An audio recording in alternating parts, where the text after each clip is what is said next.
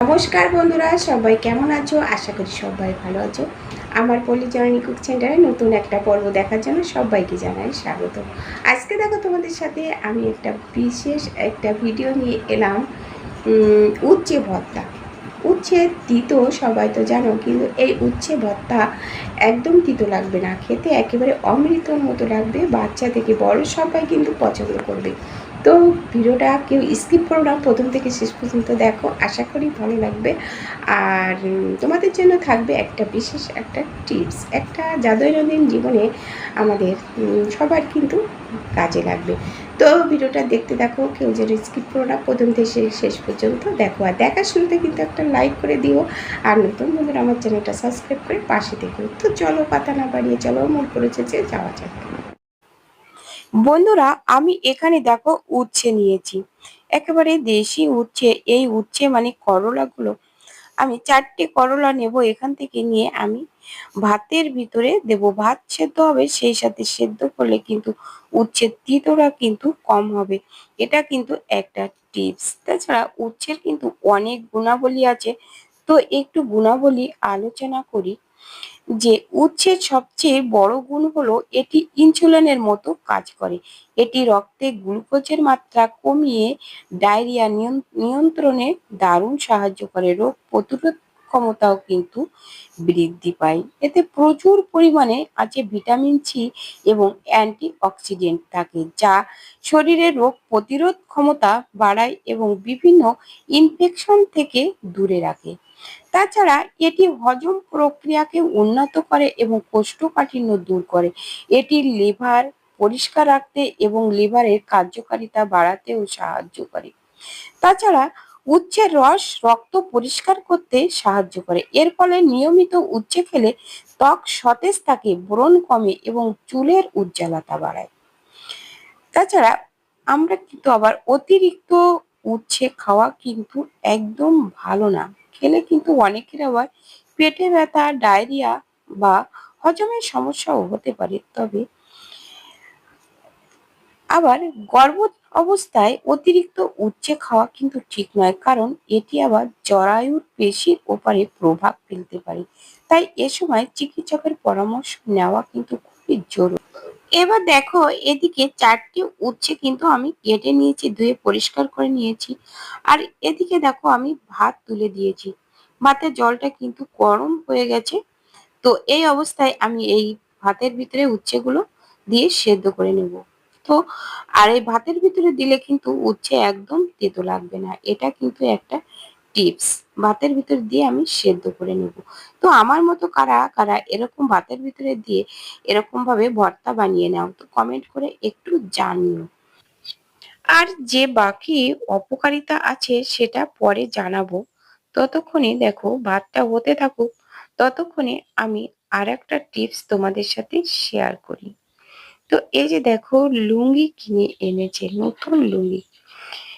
তো দেখো এখনো তো ছিঁড় আছে। আর এই যে দেখো লুঙ্গিটা কেমন হয়েছে কমেন্ট করে জানিও।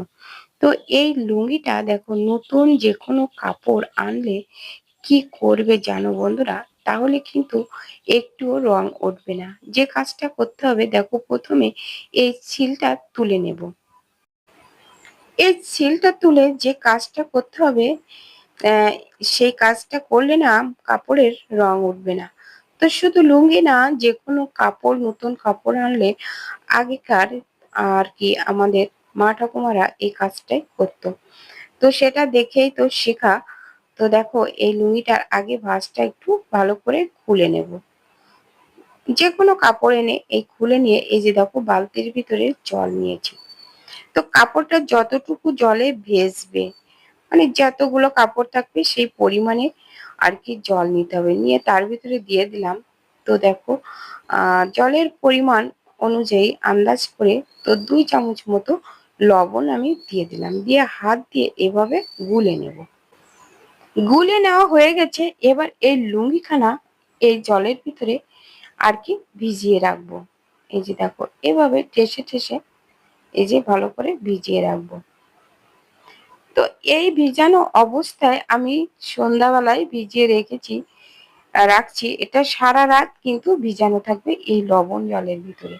তাহলে এই কাপড়ের ভিতরে যত মাড় থাকবে তো মাড়টা তো উঠে চলে যাবে, তাছাড়া এর কোনো রং আর উঠবে না।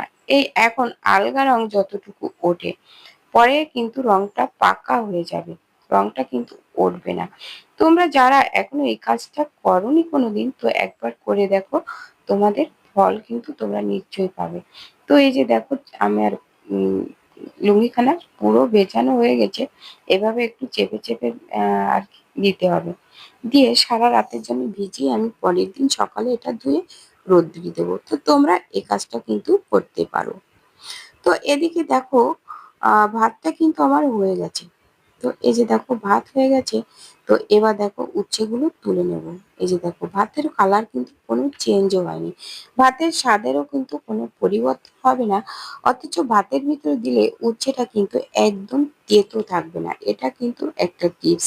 তোমরা যারা এখনো কোনোদিন ভাতের ভিতরে দিয়ে উচ্ছে ভর্তা করে খাওনি, একবার হলেও কিন্তু খেয়ে দেখো। তো এই যে দেখো একটা কাঁটা চামচ নিয়েছি, ভাতের ভিতর থেকে এরকম করে তুলে নেব।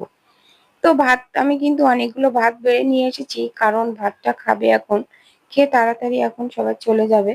তো এজন্য একটু ঠান্ডা হবে, এজন্য একবারে আমি তুলে নিয়ে এসেছি। তো এর ভিতরতে দেখো উচ্ছে আমি 4টে উচ্ছে দিয়েছিলাম, এই যে দেখো এইভাবে তুলে নিলাম। তো অনেকটাই কিন্তু ঠান্ডা হয়ে গেছে, তো এজন্য হাত দেওয়া যাচ্ছে। তো তোমাদের সাথে আরেকটা টিপস শেয়ার করছি, দেখো এরকম ভাবে হাত দেওয়া যদি না যায়, যদি অনেক গরম থাকে, তাড়াহুড়া থাকে, তো এই যে দেখো আমি যে কাঁটা চামচ নিয়েছি না, এই কাঁটা চামচের সাহায্যে কিন্তু তোমরা এরকম ভাবে আর কি মেখে নিতে পারো তাড়াতাড়ি। আর তাছাড়া উচ্ছেটা দেখো এরকম ভাবে মাঝ বরাবর আগে ভেঙে দেখে নিতে হবে যে তোমার উচ্ছেগুলো একটু ঠান্ডা হয়ে গেছে, ওই জন্য হাত দেওয়া যাচ্ছে। তো এরকম ভেঙে নিয়ে দেখতে হবে, অনেক সময় কিন্তু পোকা টোকাও থেকে যায়। আর তাছাড়া যে বিচিগুলো অনেক সময় দানাগুলো শক্ত হয়ে যায়, সেই দানাগুলো তুলে এভাবে ফেলে দেব। এবার আমি উচ্ছেগুলো এভাবে একটু মেখে নেব। দেখো একটু এই কাঁটা চামচ দিয়ে এভাবে একটু চেপে চেপে এই যে একটু ম্যাশ করে নেব। উচ্ছে ভর্তাতে কিন্তু কোনো মশলা কিন্তু লাগবে না মাখার জন্য। তো এভাবে ম্যাশ করে মেখে আমি এর ভিতরে শুধু লবণ আর সরিষার তেল দিয়ে মেখে নিব, কারণ এটা তো খুবই উপকারী একটা খাবার। কারণ তোমরা তো জানো অনেক গুণাবলী তো বললাম, তাছাড়া আর একটা অনুপকারীর কথা কিন্তু বলতেই হবে। যাদের ডায়াবেটিস আছে, ওষুধ খান, তারা অতিরিক্ত উচ্ছে খেলে রক্তের শর্করার মাত্রা প্রয়োজনের চেয়ে বেশি কমে গিয়ে কিন্তু মাথা ঘোরা বা দুর্বলতা দেখা দিতে পারে। তো এজন্য ওষুধ খেলে উচ্ছে বেশি খাওয়ার দরকার নেই, আর ডাক্তারের পরামর্শ নিয়ে খাবে। তো এই যে দেখো মাখা কিন্তু আমার কমপ্লিট হয়ে গেছে, এটা কিন্তু জাস্ট গরম ভাতের সাথে খেতে হবে শুধুমাত্র। তো সকালবেলায় আমরা উচ্ছে ভর্তা গরম ভাতের সাথেই খেয়ে থাকি। তো তোমরা যারা সকালে ভাত খাও না, তারা দুপুরবেলায় এভাবে খেয়ে নেবে। তো বন্ধুরা আজকের ভিডিওটা কেমন লেগেছে কমেন্ট করে জানাতে কিন্তু ভুলো না, আর একটা লাইক দিতে ভুলে গেলে লাইক করে দিও। নতুন বন্ধুরা আমার চ্যানেলটা সাবস্ক্রাইব করে পাশে থেকো। তো বন্ধুরা আজ এ পর্যন্ত, দেখা হবে পরবর্তী ভিডিওতে। ততক্ষণে তোমরা ভালো থেকো, সুস্থ থেকো। নমস্কার বন্ধুরা।